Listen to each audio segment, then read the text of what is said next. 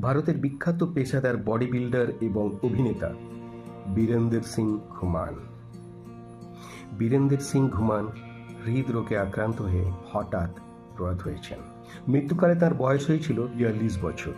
জানা গেছে একটি ছোট্টখাটো বাইসেপস অস্ত্রোপচারের জন্য তিনি অমৃতসরের একটি বেসরকারি হাসপাতালে ভর্তি হয়েছিলেন।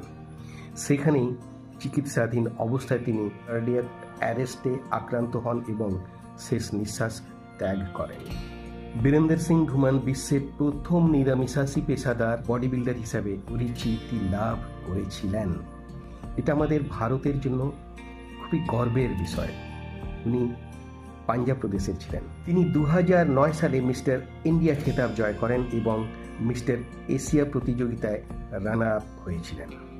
তার অসাধারণ শারীরিক গঠনের জন্য হলিউডের কিংবদন্তি অভিনেতা আর্নল্ড শোয়ার্জনেগার তাকে এশিয়ার জন্য তার স্বাস্থ্য পণ্যের ব্র্যান্ড অ্যাম্বাসেডর হিসাবে বেছে নিয়েছিলেন।